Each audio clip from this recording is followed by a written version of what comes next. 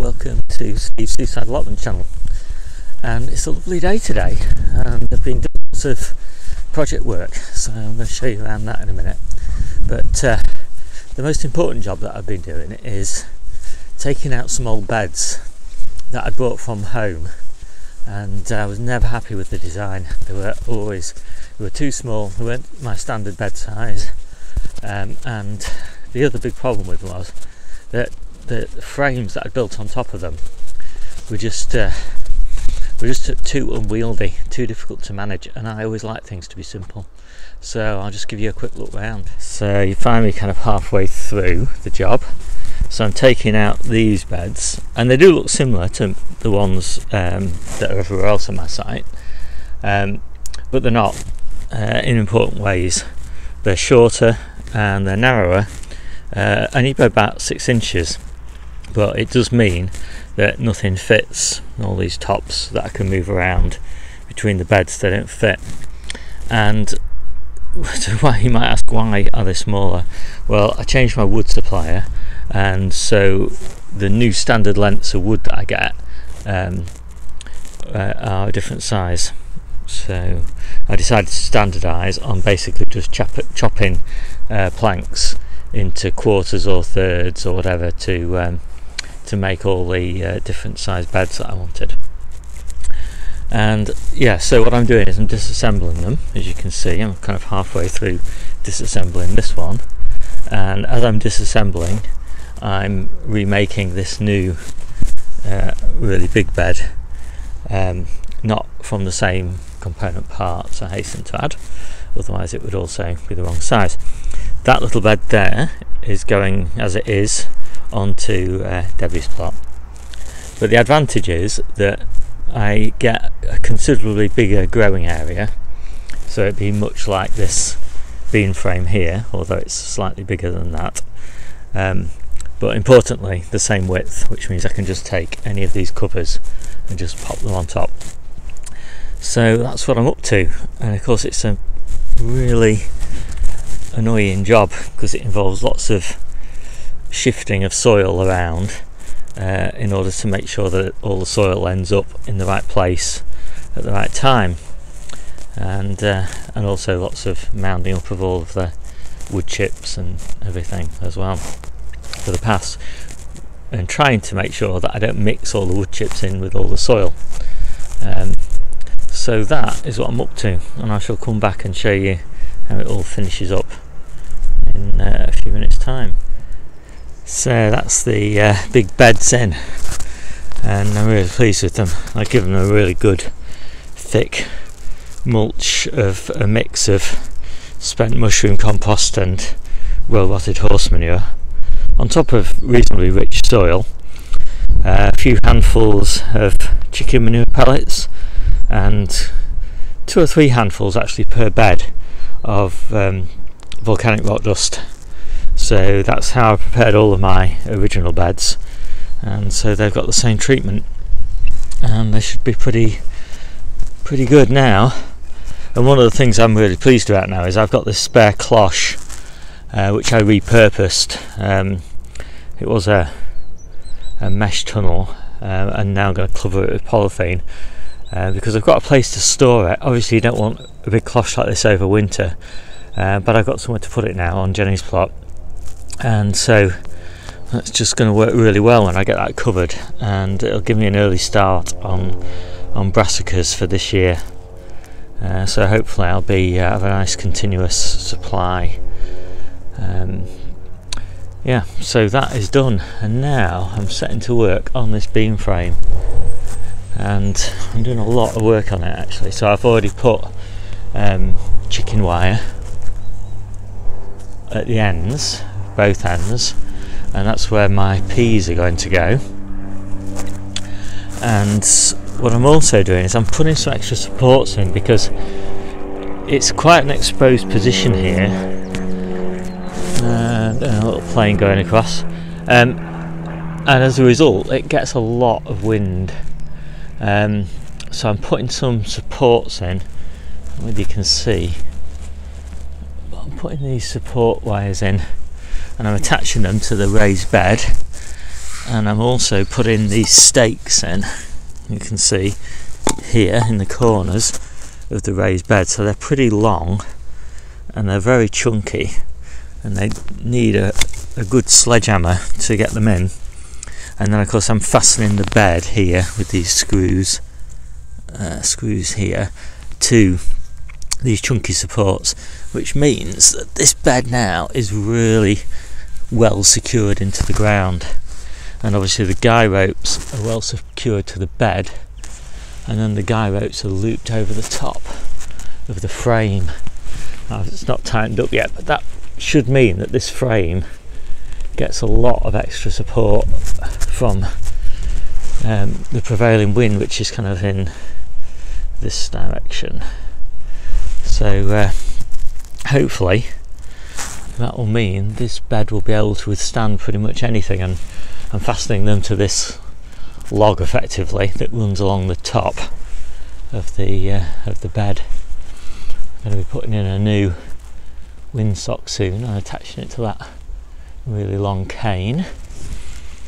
So that's kind of what I'm doing, and I'm also hoping to put a little windbreak up. So I've got these metal stakes, and if I put just a wind frame that's kind of a little bit lower than those stakes because they've not been hammered in yet, then that will protect my first crop of beans, which will go where that peas rather, that will go where that chicken wire is.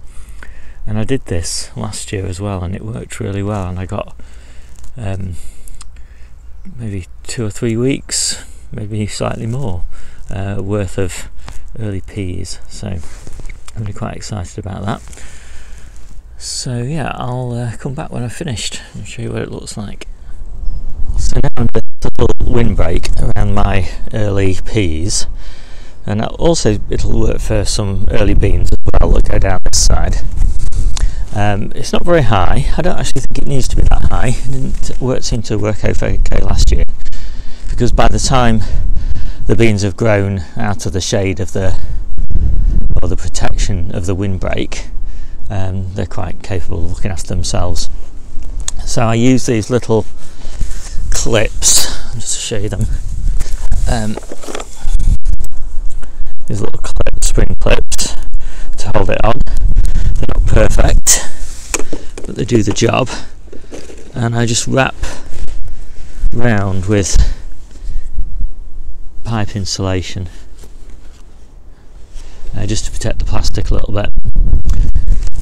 And then, just to hold the plastic down, I'll just put a cane down the edge there. Can't really do it one-handed, I'll show you in a minute. And I'll just put some pegs in to hold it down. So there you go, there it is with its little cane just to hold it in place. And that's it, it's all done. There was a hard frost today, and it's still quite cold and it's quite windy, as you can see from the remnants of that windsock. So I've just opened the beds up just onto their minimal venting setting. It's quite interesting to see that even on that setting, just look how much sunlight gets in at this time of year. So it's quite interesting to see quite a lot of sunlight. And I'll just show you some of the bits and pieces. I won't open up all the frames because you've seen what they all look like, but I've just put this, Debbie and I just put polythene on this new tunnel, and we've just planted this one up with salads. And it's interesting to see, look, that slugs they've already taken one of those, and I put another one in to replace it, and they're already eating it. And so I've had to put some pellets down because there's not much else you can do at this time of year. I have got some nematodes ready to go, but it's too cold to put them on at the moment. So I've just got that one planted. And what else have we done? So in this hoop tunnel, I just planted some what did I plant? Some lettuce, not some lettuce, some little fingers carrots, and I'm pleased to see that they're just starting to come up. In fact, all the rows of the little fingers are coming up. I've also planted some guardsman spring onions, but there's no sign of life of those yet, which is not a surprise because they take a little bit longer. I've also planted some radish, but what seems to be coming up are more carrots, so I'm not really sure, and there's no sign of the radish, which is kind of strange really for this time of year, because I would have expected those to have germinated. But anyway, we'll see what happens in this bed. But quite intrigued, and some pretty good looking spinach here, ready for harvest. And in the hotbed, everything's growing really nicely. The radish looking really healthy, the carrots are looking really good, and look at those lettuces. They were planted in January, and they're almost ready for harvest. Obviously not just for a few cuss and come again leaves, but yep, they're not far off. They're looking great. So I'll take a quick look in the greenhouse, and there's the peas that are going to go in that little covered area, and they'll have to wait until this really bad freezing weather is over, but that should be fine because they'll be just about ready to go in a couple of weeks' time, nicely protected by that little windbreak. And I've got a nice set of lettuces here which are all ready to go as soon as the next bed comes free. I've got a few early brassicas here coming on, and they're doing very nicely. Very pleased with those. What else have I got? Oh yeah, some more early brassicas here, and then some pretty terrible brassicas here. Very disappointed with these. These are rab. Just look at how leggy those are. Useless. And these aren't too much better either. And I took some care to make sure they got plenty of light, but they were at home and I think they got too much heat, even though they had plenty of light, so not so great those. But other than that, those brassicas are looking reasonably good. Some broad beans in here which we're still waiting for, but were only planted a week ago, and those are the first bit of sign of life there. I don't know if you can see that, maybe not. There it is, it's just coming up.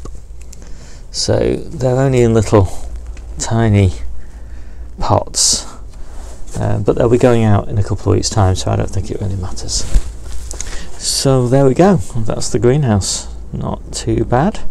Loads and loads of stuff at home, waiting to come down here, but not enough space really in here at the moment. So other than that, everything's looking pretty much as it did last week. Carrots are coming up nicely in there.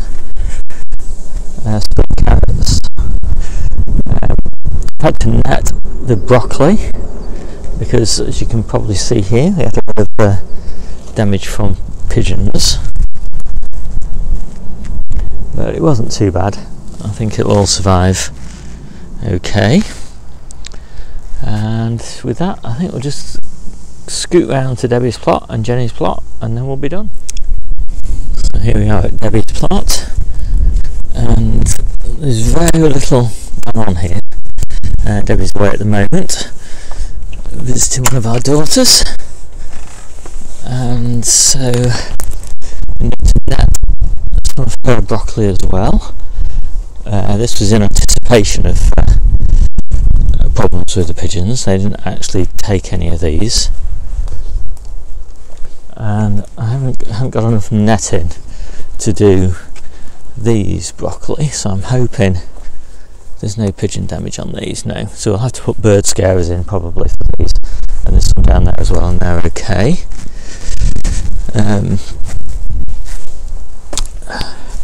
Debbie's put a little flower border in down here. And that is about it. Bit of a problem with these rhubarb. I had some early growth, but it seems to have died back. So I'm not really sure exactly what is going on. As you can see, doesn't look good. Maybe it was bad frost, maybe not. I'll just smooth that little bed from my plot to here. And that, I think, is everything that's been going on Debbie's plot. So the main thing that's happening here is I've planted some Aaron Pilot potatoes. We've now got these pots, so there's 5 pots here. I think each of these has got 2 potatoes in, and then we've got another 6 pots at home, and that's all that we're growing early. Everything else will wait until the ground is ready. But it's quite sunny here in Jennie's plot, and it's really nice and warm in this shed, so I think they will be fine. And other than that, I don't really think there's anything going on here. It's just preparing the ground basically, and it's all looking pretty good. Pleased to see that the chard's finally coming to life. But the rhubarb here seems to be doing reasonably well. So I'm back on my plot now, and I thought I'd just talk about what I'm going to plant in these 2 beds. And so I'm quite excited really about what I can achieve here. So I think I'm going to plant onions in one of the beds, leeks in this one, and then brassicas in that one, and carrots and beetroot in that one. And so effectively I've got a rotation. I've got 3 big beds, so I've got a bit of a 3-year rotation going on.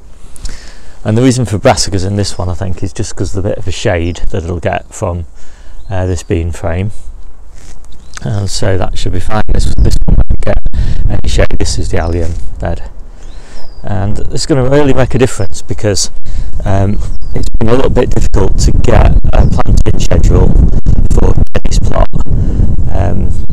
that gets enough brassicas and alliums in the ground, because of the amount of stuff we've already got planted, and trying to keep a good rotation going. So this bit of extra space here really does make all the difference to getting my planted plants exactly as I wanted it. So I'm really pleased, and the wind's getting up now and it's getting pretty cold, so I am going to go and have lunch, and then I'll come back a bit later on and close up the beds on my way home, and then I'll call it a day. So that's it, the end of a lovely sunny, very cold day, and I've just picked my smoothie mix and I'm going home. See you soon.